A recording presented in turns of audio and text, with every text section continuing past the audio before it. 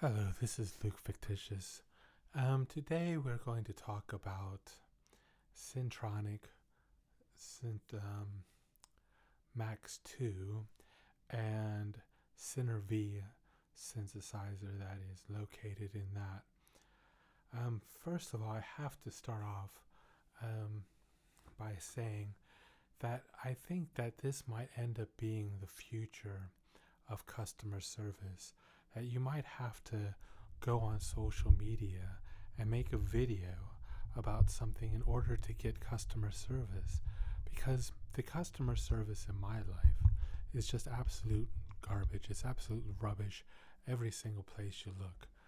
And it's really certainly everywhere in the music industry, whether that I'm seeing, whether it is your online distributor, or you've bought a product online, especially if it's some sort of recording product, it's really bad. And what happens is you have an issue that could take 5 minutes, and instead of taking 5 minutes, it takes days, because they'll respond to you with an auto response, and then they'll get back to you the next day, and they'll get back to you a day at a time, and it goes on sometimes for weeks, months. And there's even a couple of cases with companies, ikmultimedia and UVI, have taken a year to get what might have been resolved in about 5 minutes had there been good old-fashioned telephone support, which has it's vanished from everywhere. You can't call eBay directly. You can't get a hold of Amazon. You can't call Facebook. You can't send an email to some of these companies because it'll bounce right back. They'll send you an email. They'll say no reply. And then when you look at their website, you get a chance to talk to a computer with artificial intelligence. There's no human being behind it. So, yeah, customer service has become a dysfunctional aspect of today's society. So we still, more than a week later of downloading and installing Centronic 2 Max, still have questions. And I've installed it 3 times, the whole pro now. We installed it twice, and 3 or 4 times for the Syner-V synthesizer. So let's take a look at that. The problem with the particular Syner-V synthesizer is that it creates a folder and installs some of the content in a different area than the rest of the program. All of the Centronic synthesizers install fairly well until you get to Syner-V.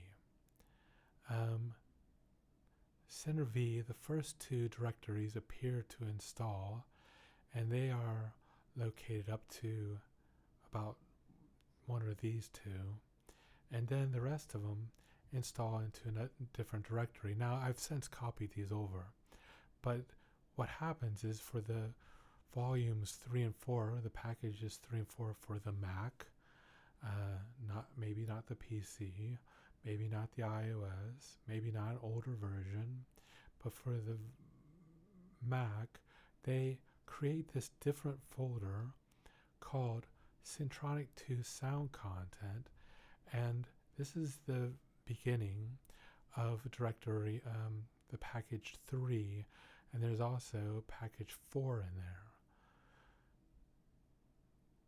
And what happens when you install just using their packages straight off the line like I did is that you get these error messages. And I'll show you what those look like.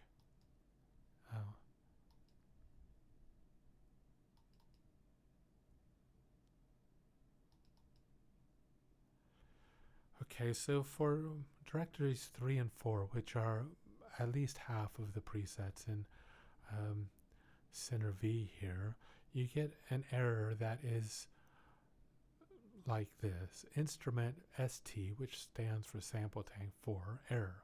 Cannot locate tank at path. Volume V, that's what I've put them on. I've labeled this drive B. Centronic, which is the folder they create. Sample Centronic IK Syner-V square decay, Syner-V square decay pack. And then there are similar errors for half of the presets on this synthesizer. So it is a significant error that is worth looking into. And when I contact customer service, they blow it off for days and then they defend it.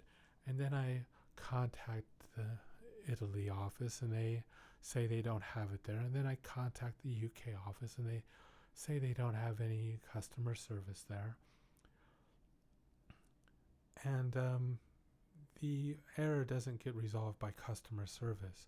So what I did is we at least partially fixed it. And the reason I'm doing this video is because I don't know if I've all the way fixed it. So what I did is I took the volume 3 of this and I copied it. I opened it. I should show how I did that for people who may not know.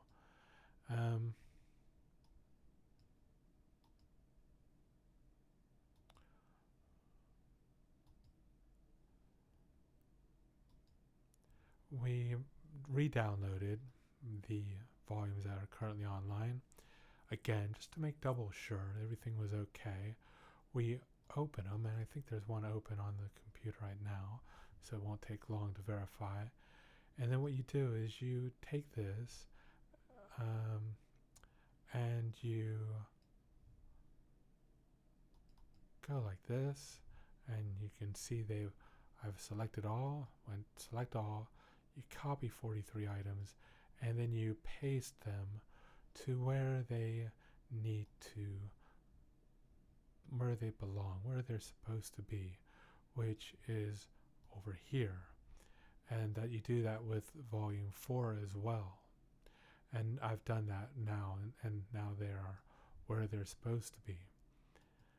But that's not the only problem that I question if I have. And I have had to double check this. And I still, days later, have a question about it. Now, one thing that threw me a bit on this program is that it looked like all the presets were the same. And I thought, well, this doesn't look right. They're not changing any of the effects that they're using. And so I checked them all again just yesterday. I found, okay, maybe they're just mostly the same, and maybe they're working.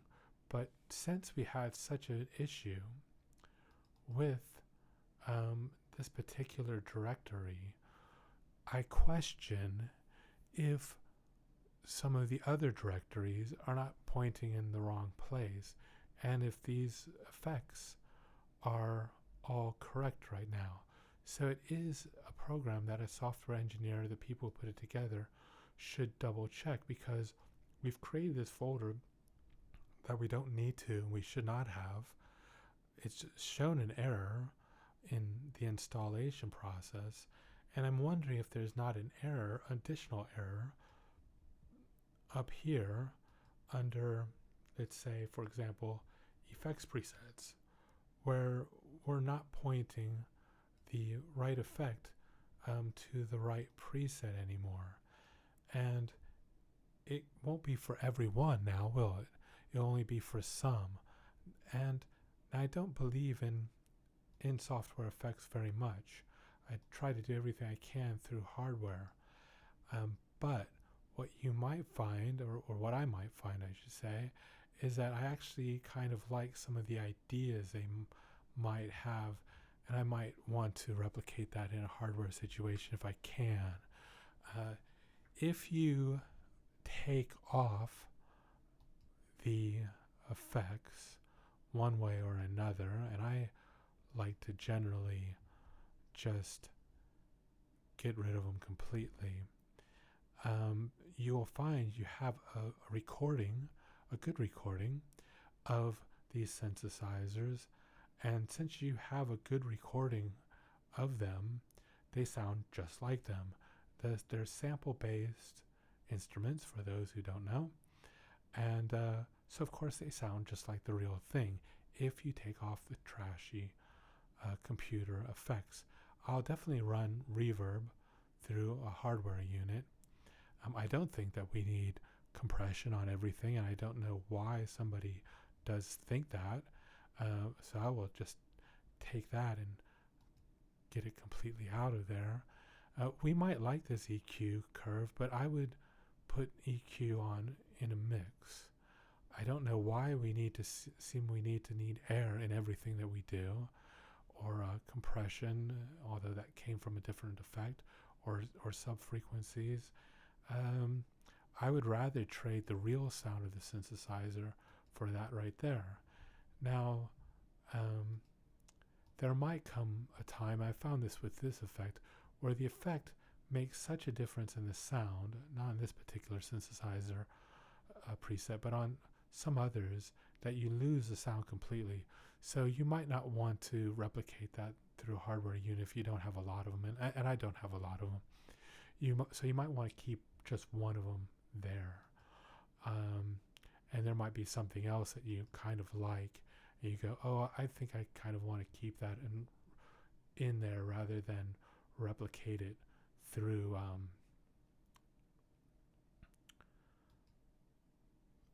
through hardware, even though hardware is almost always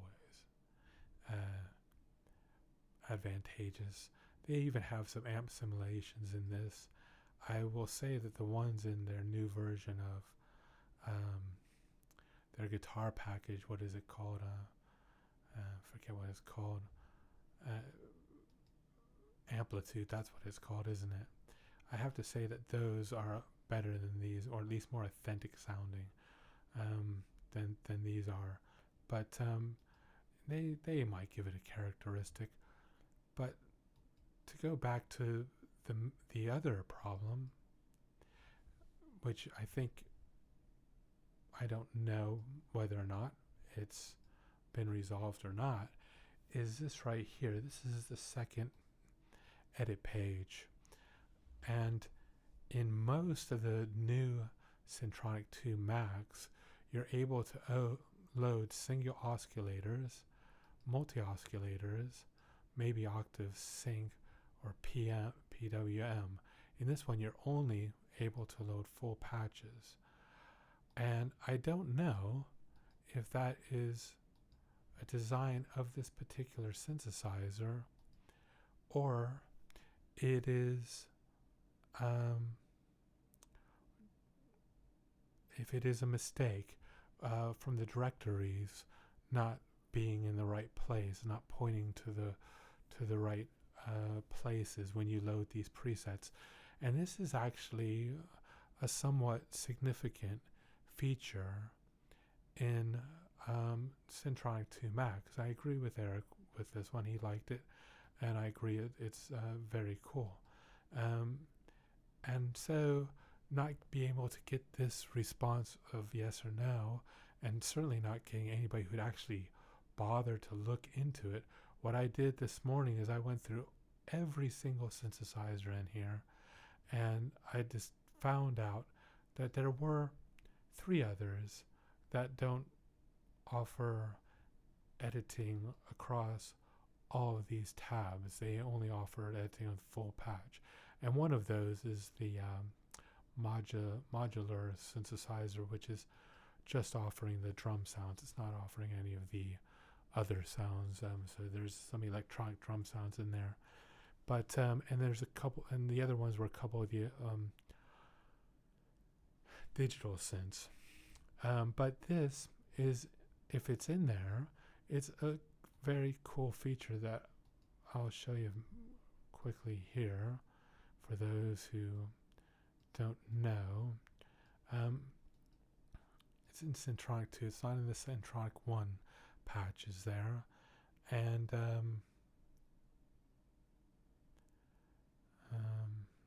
let's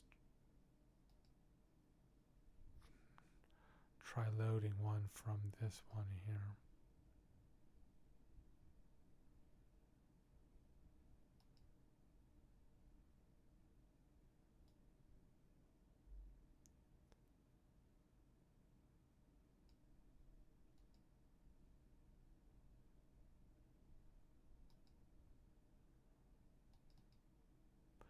Okay, so this is the Catco synthesizer, and I know this one has, and like I said, almost all of them do. They have, if you go to the edit page, the second edit page, you have all these single oscillators. You have on this one you don't have multi oscillators, on some you do. You have quite a few under the octave section. You have a good section under the sync section. You don't have any in the PM, and you have none in the full patch.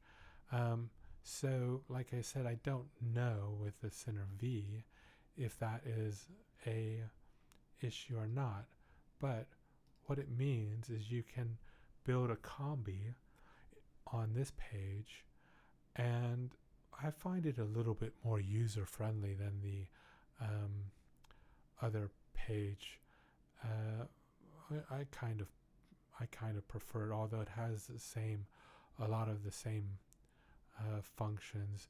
I could spend a lot more time with it, but one thing that I definitely like to do with my combis is something that I always have to do on my hardware synthesizer, which is a Kawai 5000, is check the decay and the attack. I know that they're not going to be right from the beginning if I don't, because that's not the way that synthesizer is set up. It's set up that you must check the at least the front perimeters straight away, even before getting started with them. They're not optimized.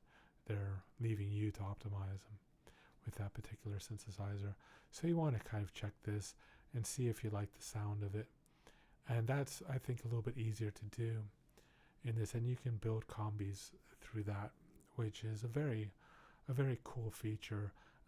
You cannot, I don't believe, actually build combis through the front page there, can you? No, you can't.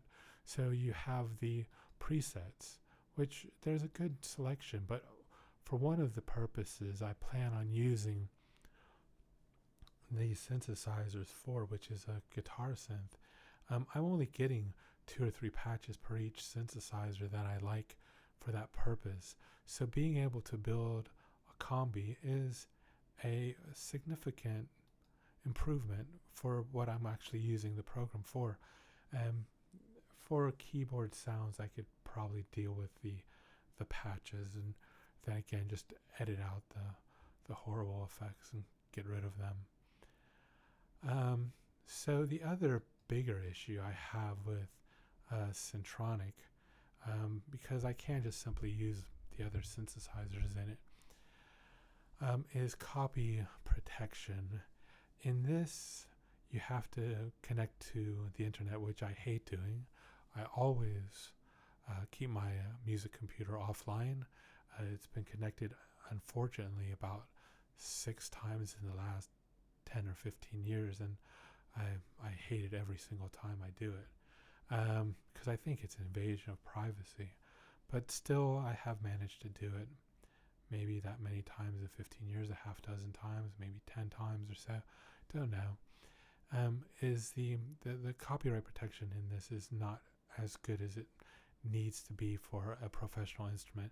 And it might be that they want to sell it as a toy and they don't think that it can be used for a professional instrument. But Centronic V definitely can be used as a professional instrument. They have good quality recordings of these different synthesizers, and you, like I said, you just have to take off the effects and run them through hardware, and or just leave the effect out completely, and you have the sound recording of an original synthesizer with some editing capabilities that are amazing compared to when they first started doing samples. They were very static and not expressive at all, and certainly not able to do anything with decay or attack or sustain or release. So samples have improved a lot, and this is kind of a major advancement in that. It's not the only people who have done it, but it's one. And what I guess I would like to see them do with copy protection, also allow some of the licenses to go on iLok keys, because I don't know if I'm going to use up those 10 licenses they offer on 10 different computers, and I might really need to put a couple on for in the future on an iLok key, and I do have that ability with their main competition, which is UVI. I have this is Retro Organs here, and they offer 1, 2, 3, 4, 5, 6, 7 organs. They offer a good amount of presets in each organ, and in reality, that's about as much as you would probably get out of one of these organs. You'd probably get about that many good sounds. And there is some editing capabilities in these as well. And most importantly, there is the ability to take off the effects. And it took me a long time to find the best way of doing that. But that's right here. You just go like that. And that took a year to find out, because customer service is so awful when it comes to musicians. It's really kind of an almost disgusting sort of level of arrogant lying to say something like musicians first or customer service is first. In this day and age, service and customer service has gone to absolute shit, and I mean that in a literal sense. In here in the UK, we have raw sewage being pumped into the riverways and the waterways, and this does not take anything more than a bit of decency and common sense to know that this is not okay. And this level of customer service I find, and service I find everywhere in my life right now. So it's not just like an online company, it's just everywhere. And for musicians, it slows down the workflow much more than a slow computer would. It takes days and weeks and months to get an answer that you could over the phone in 5 minutes. So the big deal about having the licenses on something like an iLok is best demonstrated with Plugin Alliance. This represents 3 different plugins I own. The first one I bought was from before they sold out to Plugin Alliance, was from SPL, and it was from a music store, and it came on a CD, and it was their Volume 1 Free Rangers, EQ Rangers. Each one came with different bands of EQ, bass, full Ranger, and Vox Ranger. And then I think the problem I'm having with that one is they might be 32-bit and they might not have upgraded to 64-bit. But when I ask customer service, guess what? I don't get the answer. Forget it. They don't respond to that. So they have asked me to do a screen recording, which I'm doing now, and in order to get customer service, and they're wondering why these are not authorizing. Well, I'll tell you why. I've saved the file. I've done offline activation, which of course I like. I've saved the file to a USB stick, and I open the license, and it's right there. and I go activate, and I get error creating license file. This is for the EQ Ranger Plus. This I got in addition when I first opened an account with them. The other one that I paid for besides the EQ Rangers was this one right here, the drum exchanger.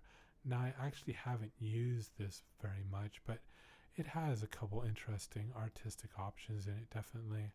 And since I paid for it, I would like it to work, but it doesn't when I go to open the license file. It doesn't activate. So that doesn't work, does it? And then finally, just to try to refresh my memory what these sounded like, because it's been a while since I've used them, I downloaded their Free Ranger this morning. This has some of the bands disabled, which is rather annoying. But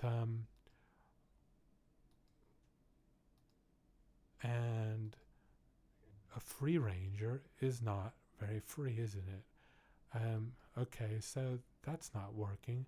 And you would think that if they're going to call themselves Free Ranger, you wouldn't have this kind of problem. And just because I knew it might come up, I went ahead and hooked up this computer, which I hate doing online. I bought the EQ Rangers on a CD with a serial number, and then I purchased an iLok, and I don't understand why we're having such an issue. But it might be that the Volume 1 doesn't come in 64-bit and I need a wrapper on there, which I downloaded a demo and it didn't work. But that's because the demo didn't work. It's not because the Rangers didn't work. I still don't know if they work. So those are the problems that I've been having with these two problems, with Centronic and with Plugin Alliance, and why it is so important to have some additional ways of storing licenses, because you might spend, I know that I will spend hundreds of hours with this program getting good sounds, and I want to have those sounds there because I cannot afford to buy a half a dozen hardware units, which I certainly would do if it was just no option. I won the Euro Millions or something. I just go out and buy a Moga 1 or something, and a couple others. But it's not in my budget at all. So it's so important to be able to have that license stored on like an iLok or stored somewhere else. Now, Plugin Alliance came up with a way way back when, and I don't know if it's still happening or not, of storing the license on a USB, but that hasn't worked for me right now at all, and I don't know exactly why. That it doesn't seem to work. So that doesn't work, and that was, I thought, would be better because then you don't have to buy the iLok, right? But it doesn't work either. Plugin Alliance is another group that wants to keep you locked into their store. They want you to buy subscriptions, and I don't want to buy subscriptions to their plugins. If I find a plugin that I really like, and I did like these at the time, then I want to purchase the plugin, and I want it to work forever, not just a few months or something, but essentially you can replace EQs. It's a bit more difficult to replace an instrument, and when it comes to purchasing an instrument, you could say that you're purchasing a demo to buy these instruments in the hardware form. But if you look online and find out what a Yamaha V80 is right now, or what a Oberheim Matrix 12 is, or an OB8 is, you'll find that this is not really very cost friendly. Some of the synthesizer manufacturers are making some of the best synthesizers of their career. So Moog has put out the Moog 1. They've also put out the Matrix. Oberheim has put out the OB6. And Roland, Korg, Yamaha have all put out some of the best synthesizers of their career. So there's some great stuff out there to be had in the real world rather than the virtual world. But for a guitar player, it's very difficult to justify spending 10, 20 grand on synthesizers. When you really are a guitar player, I feel like I should spend a little bit more on a couple of additional guitars. But I love the sound of synthesizers, and always have. Always loved synthesizer music, and it would be absolutely wonderful if they have a possible issue, if it's actually looked into, and more of a feeling that you're going to own this synthesizer forever, not just own it for a couple years. With something like Amplitude 5, it can be looked at as a way of demoing hardware, and it's a great way of demoing hardware. And there's no store, no shop that has that much guitar that I've ever seen in my life. Different equipment, so you can just go in there and demo all this stuff, and see if you want to purchase it. But I'm not with Centronic. I'm not actually looking to purchase all these synthesizers. So it'd be great if they were all working correctly. So I'm starting to ramble on a bit here. That's going to be it for this video, and I think in the future I will do a video on the difference between hardware and software and where we should be going with that.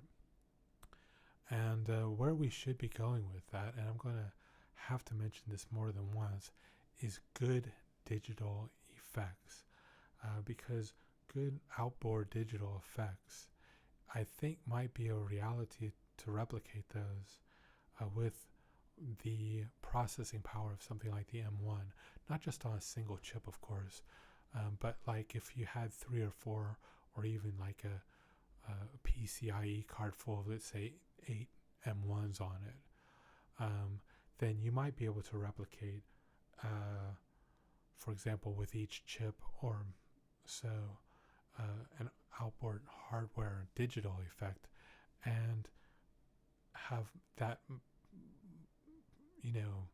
much better processing power. And I think that's the way forward. So look forward to that, and subscribe to the channel, of course.